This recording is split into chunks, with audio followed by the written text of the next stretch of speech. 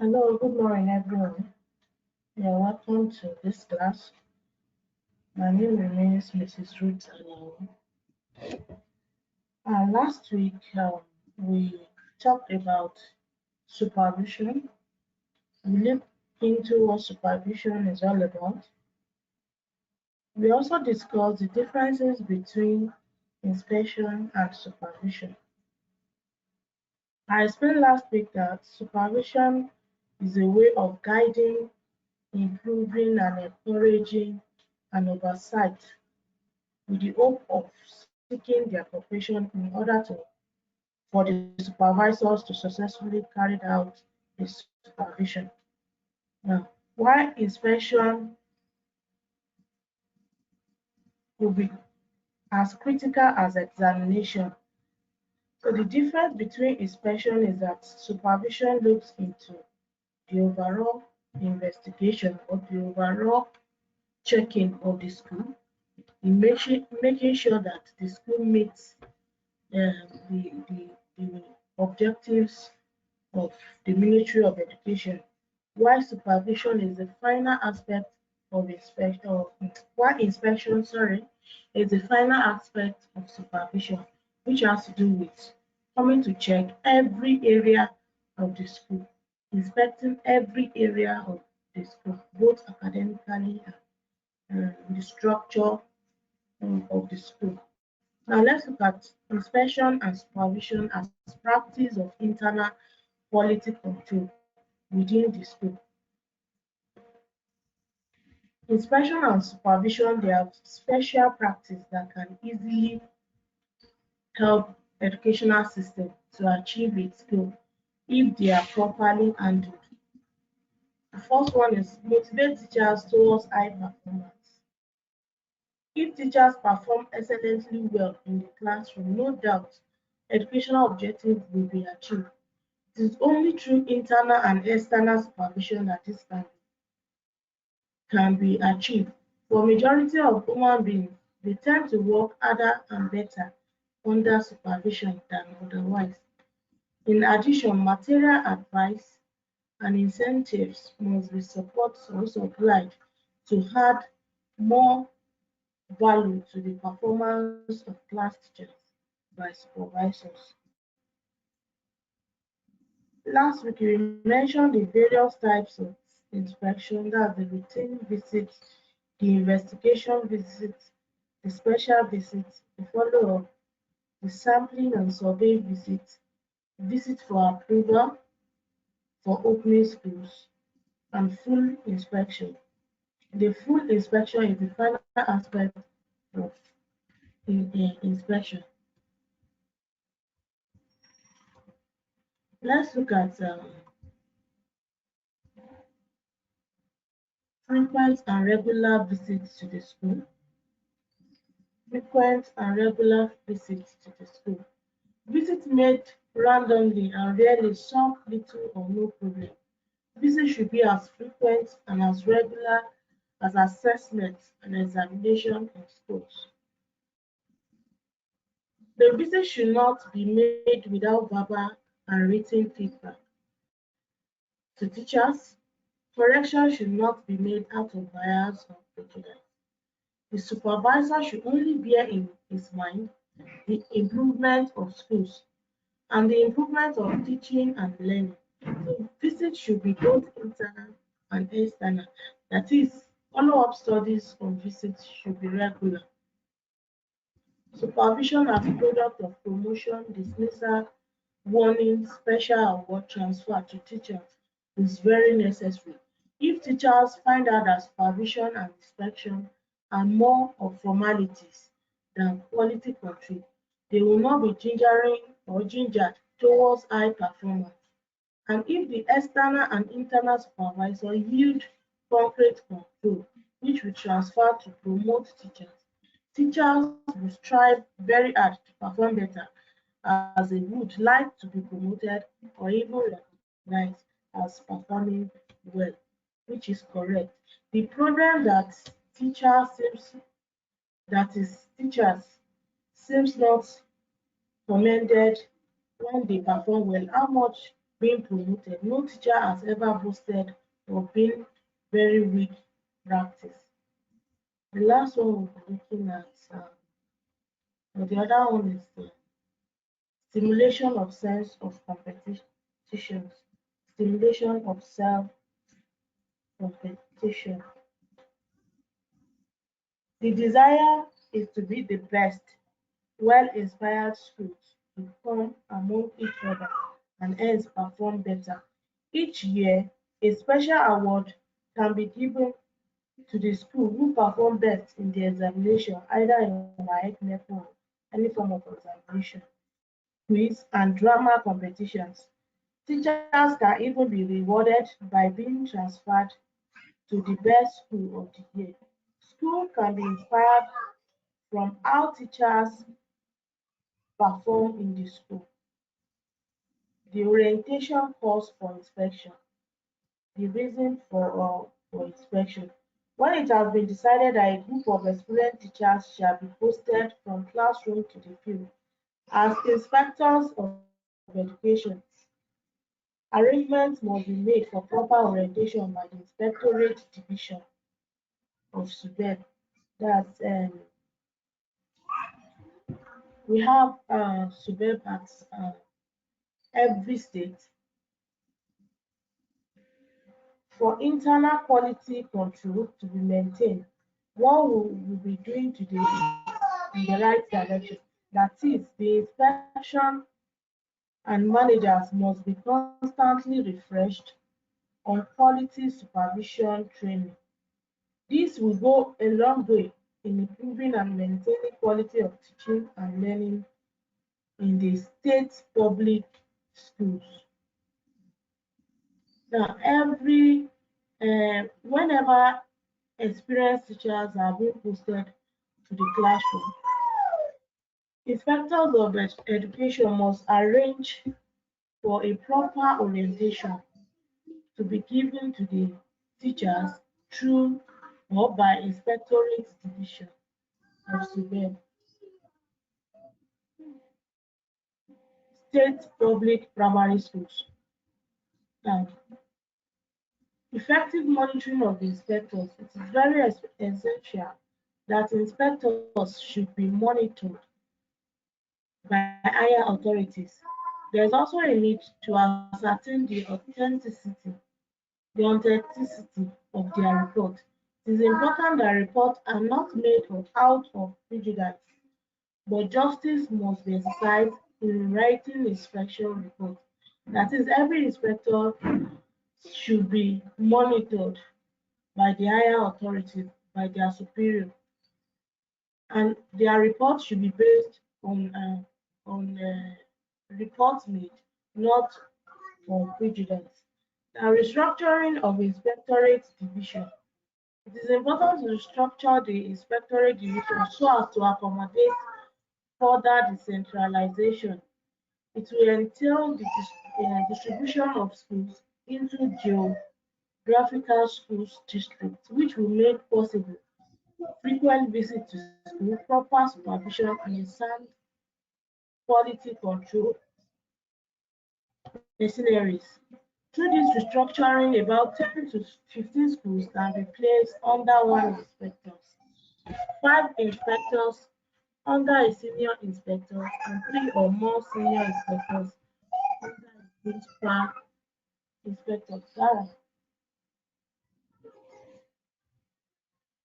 Now, it is very important to restructure the division to group schools in geographical districts so that full inspection can easily be ascertained.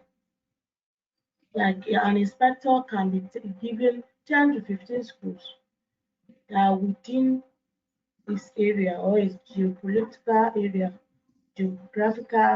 area as constructed by the Department of or the Division of Inspectorate.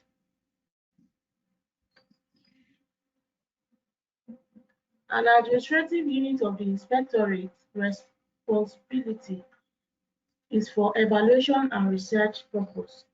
The chief inspectors and deputies will have to delegate more authority to their subordinates and administrative staff and encourage initiative.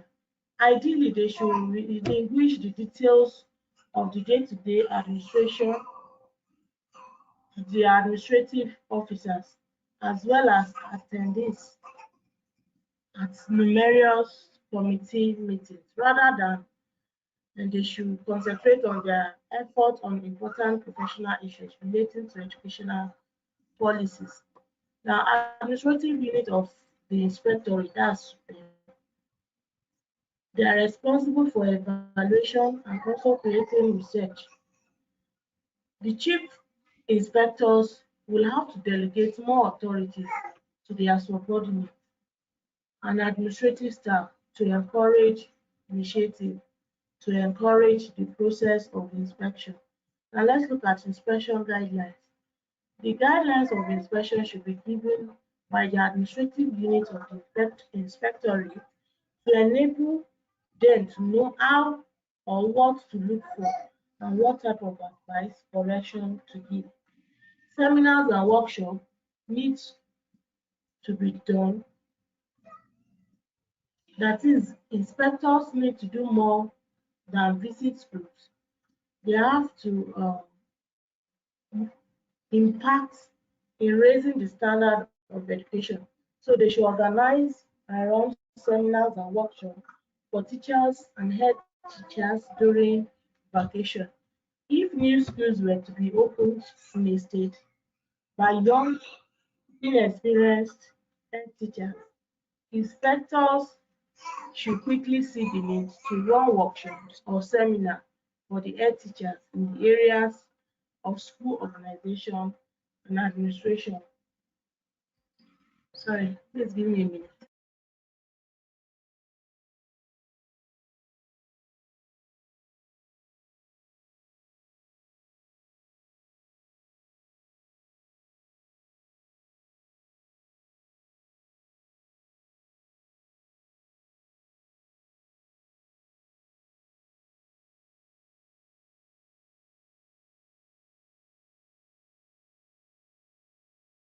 Now, if new schools were to be opened in a state by young, inexperienced head teachers, inspectors should quickly see the need to run workshops or seminars for the head teachers in the areas of school organization and administration.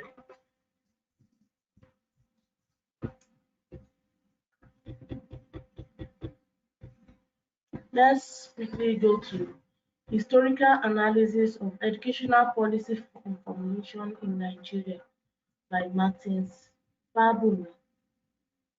Now, here we will be discussing the history of educational laws, educational policy, why the years when they were formulated, and the reason for their formulation and implementation in Nigeria.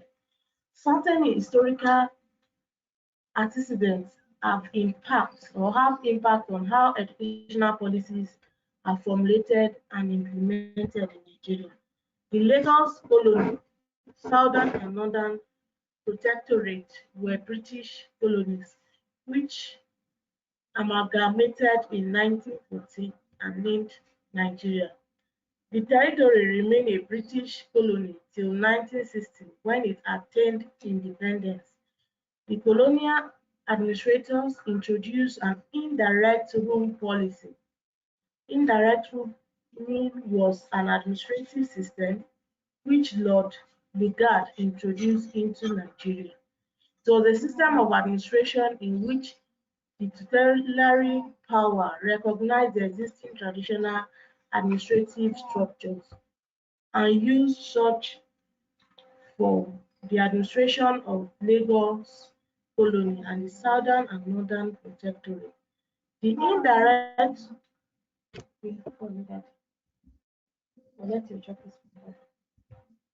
sorry, the indirect rule policy recognized Islamic education in the Northern Protectorate. Hence, the Christian missionaries were restricted from spreading both Christianity and Western education to the region. Now let's come to the sixth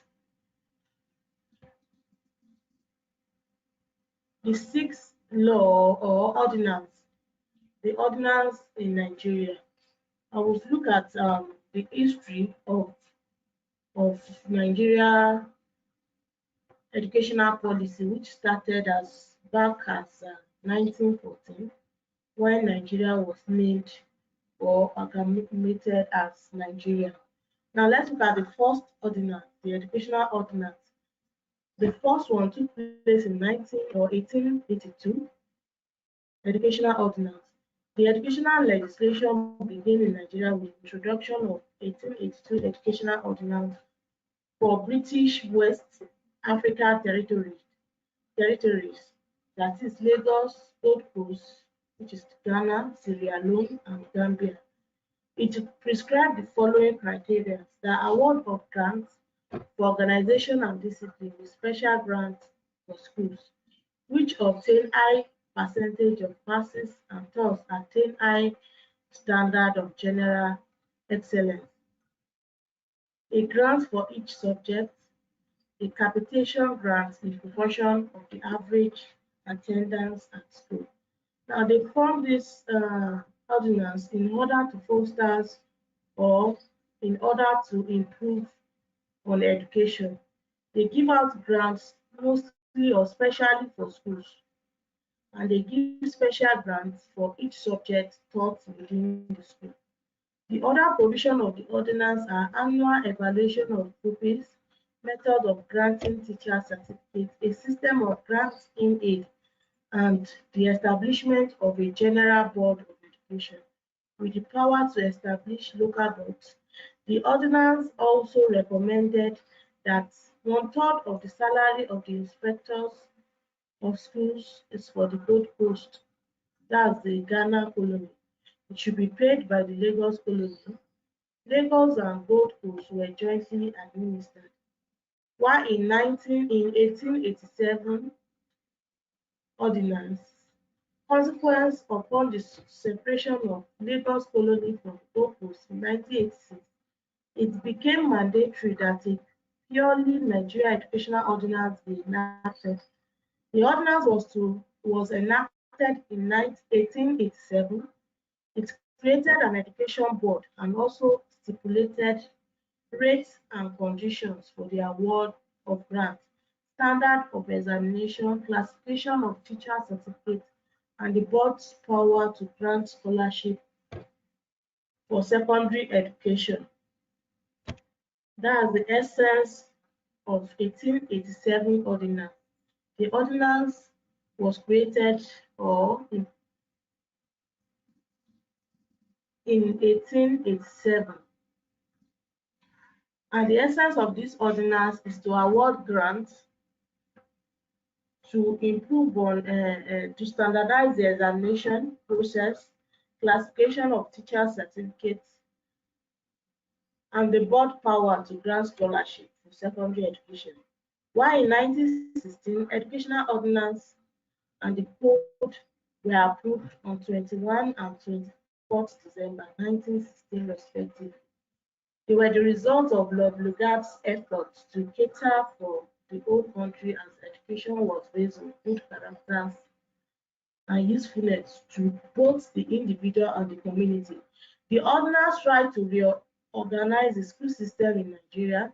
It also recommended that grants in aid be offered in the following percentage: tone of the school, discipline, organization, and moral instruction, 80%, adequacy and efficiency of the teaching staff, periodical examination and general process, 40%, building, equipment, and sanitation, 10%.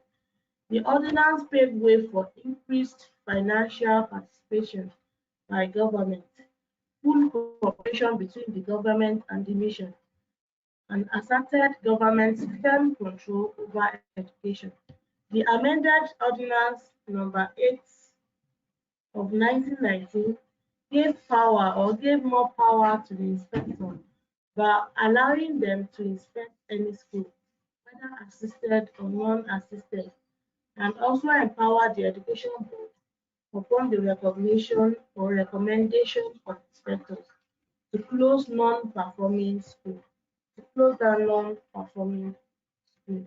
We talk about 1882, 1887 Educational Ordinance, which paved into granting of creation of educational board, giving out of awards in terms of grants, looking into the educational examination standards, classification of teacher certificates, and the rest.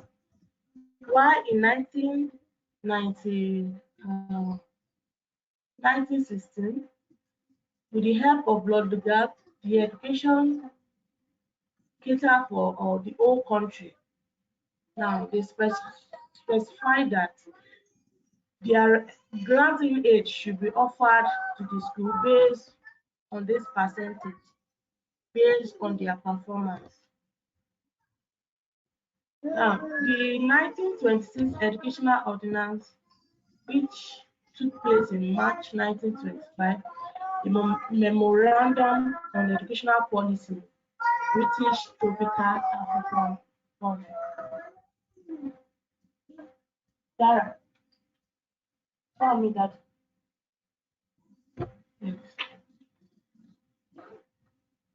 The need to provide a modus operandi for the memorandum and the necessity to stop the mushroom primary school for operating in southern Nigeria provided the impetus for this ordinance. The ordinance was a landmark in the development of education in Nigeria and an outcome of the recommendation of 1920 Stroke Commission on Education in Africa.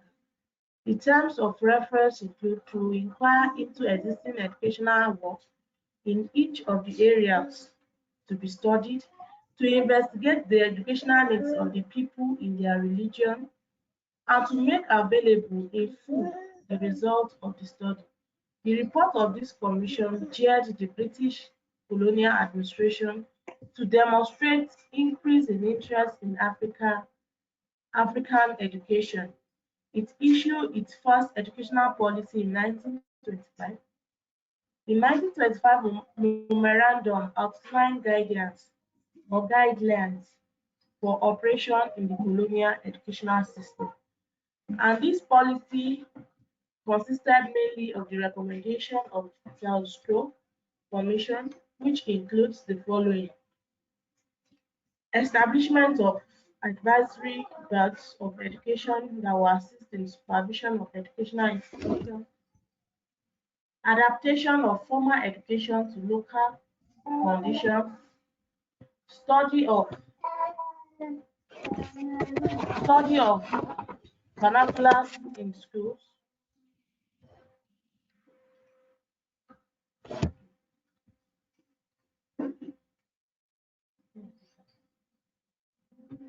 thorough supervision and inspection of schools, education of women and girls, emphasis on religious training and moral instruction. While the recommendation of the 1926 Educational Ordinance are making registration of teachers a precondition for teaching in schools, in any schools in the southern Nigeria, disallowing the opening of school without the approval of the Director of Education and the Board of Education, authorizing the closure of any school which was conducted in a way that was in conflict with the interests of people of the host community.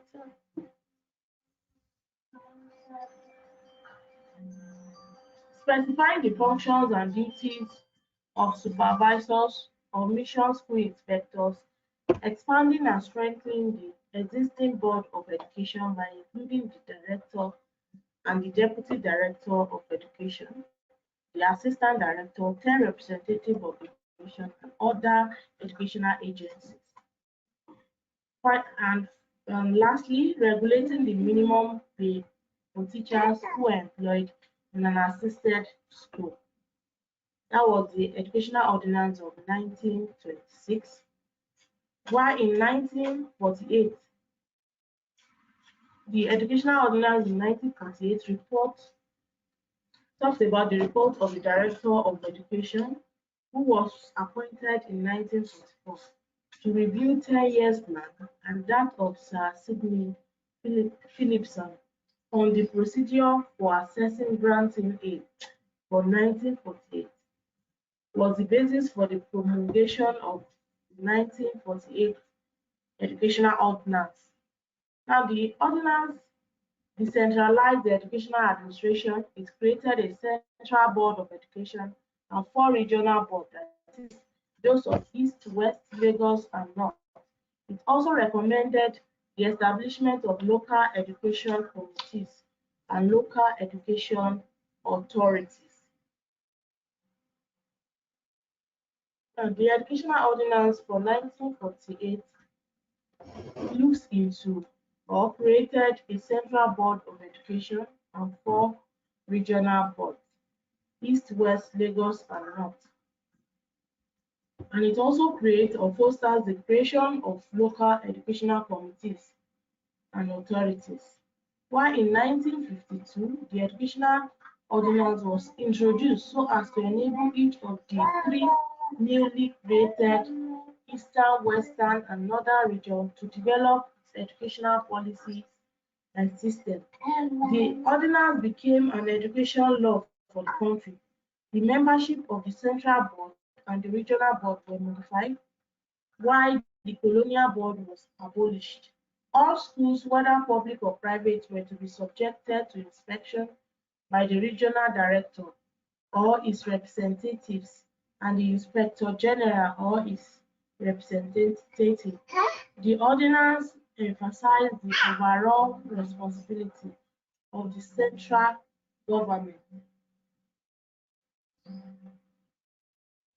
But the essence of this ordinance was because of the 3 region or 4 regional boards that was created in 1948. It fosters the 1952 Educational Ordinance, and this make the Educational Ordinance become an educational law for the country. The membership of the Central Board and the Regional Board were modified, while Colonial Board was abolished. The regional educational laws. Let's go to the regional educational laws.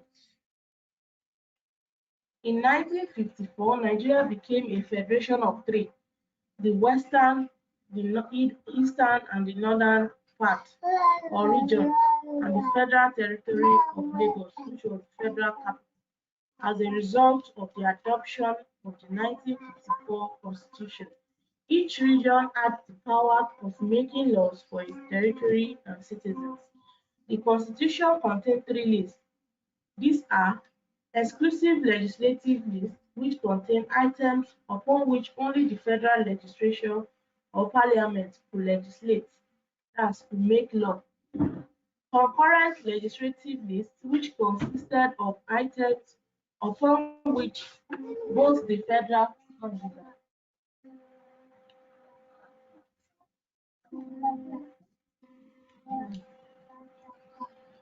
The second is concurrent legislative list, which consists of items upon which both the federal and regional legislature will make laws.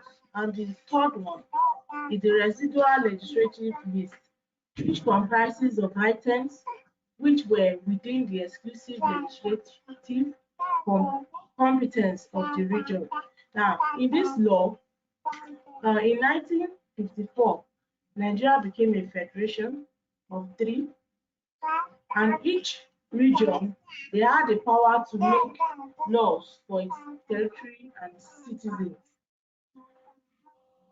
And the constitution include the 3 legislation that was listed: the exclusive legislation list, the concurrent legislation, and the residual legislation. The outcome of this exercise was that the Education Law of 1955 in Western Region, the Education Law of 1956 in Northern Region, and the Lagos Educational Ordinance in 1957 was the outcome of the exercise of the Educational Law of the regional educational law. Let's look at the Ashby Report of 1959.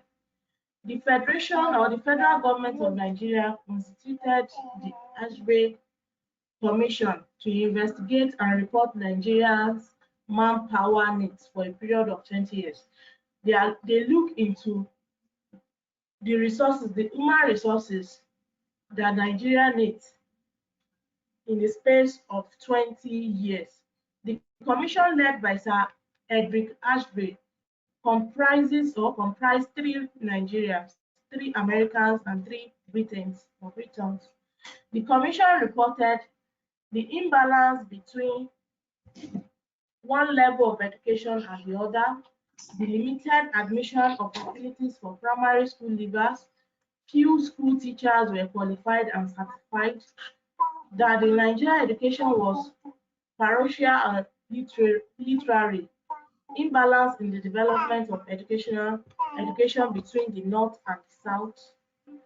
These are the 5 reports that was given by the committee. That's those that were commissioned by Sir Edric Ashby.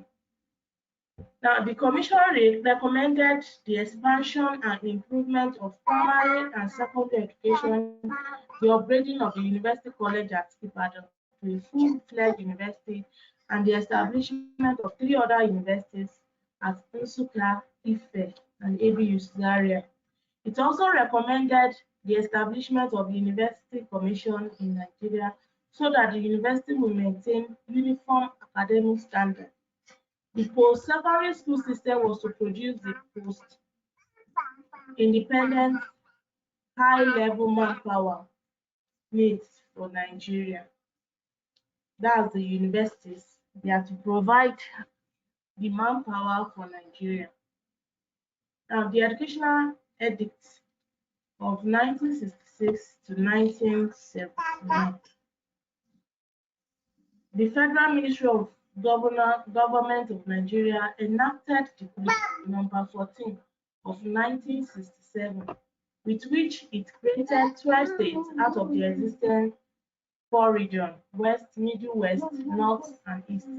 Lagos remained the federal capital. The number of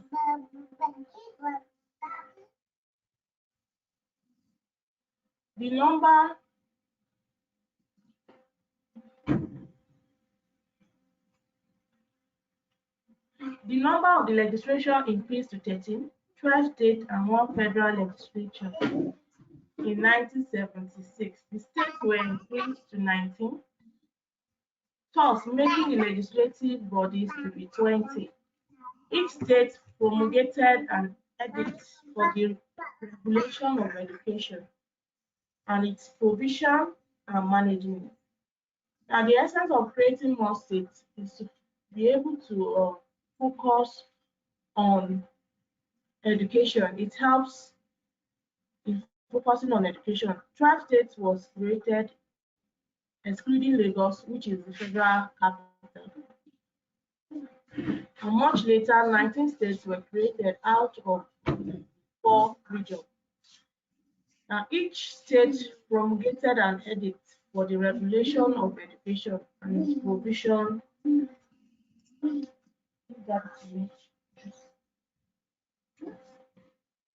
Each state promulgated an edict for the regulation of education and its provision and management. Examples include the East Central State Public Education, Lagos State Educational Law, Southeastern State Education, and Midwestern State Education. All these edicts add common features such as state takeover of schools from individuals and voluntary agencies, establishment of schools management board, and a unified teaching service. All these are the educational edicts of 1966 to 1967.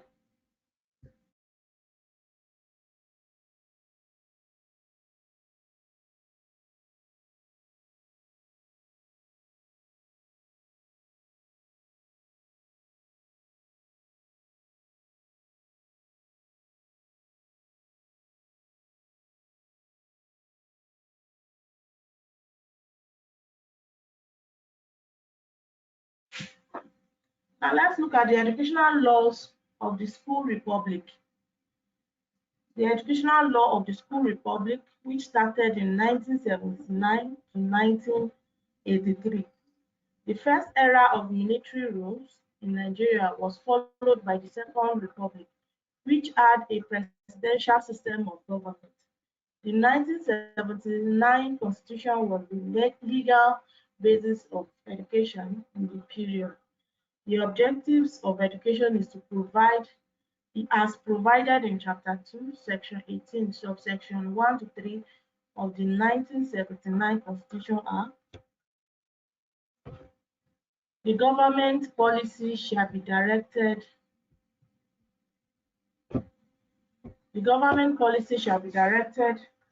towards ensuring equal and adequate educational opportunity at all levels. The government shall promote science and technology. The government shall strive as and when practicable, provided free, compulsory and universal educational primary education, provide free secondary education and free adult literacy program. In 1979, Constitution puts education in the concurrent legislature or legislative list, which implies that responsibilities and authorities in the provision of education ought to be shared among the three tiers of government, that is, the federal, state, and local government. Chapter 11 of the Constitution gave the federal government more powers than the states in the areas of post-primary, professional, technological, and university education under its control. The states had total control of primary, post-primary, technical, technology, university, and other forms of education within their territory. In states like Ogun and Bendel, the organization and administration of primary education were transferred to their respective local government council. Lastly, for today's lesson and lectures, we'll look at the Educational Edicts of 1983 to 1999. Upon the return of military administration in 1983, several decrees were promulgated by the federal government to guide and regulate the conduct of education.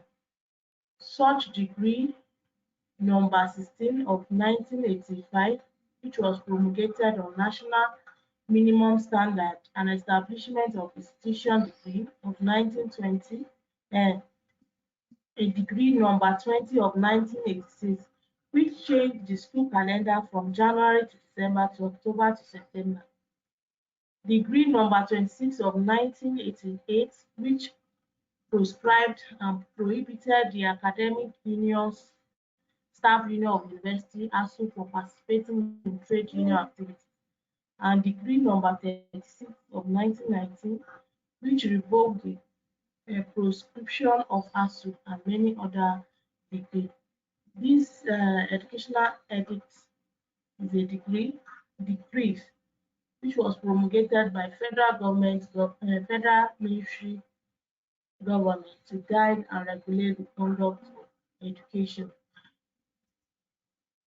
The essence of this is they decree three types of decrees, which were the one of 1916, 1985, decree number 20 of 1986, and 1988, 1990. The 1990 decree revoked proscription of ASU, and many other decrees like that. In our next class, we look at the educational laws. We will also look at the implication of educational planning policy. We will look at school timetable, school budget, discipline in the school, community roles to school, and school roles of community. And for today's assignment, class assignment, you send it to bimseli@yahoo.com. The assignment reads like this: what type of policies should a university pursue to be competitive in the information age? Is the gifted education policy in place that includes the identification of giftedness in the recognition of students requiring differentiation? What do you think on the separation of gifted students from ordinary students in middle schools? Send your assignment to excellent@yahoo.com. Thank you for your time. Do have a lovely day.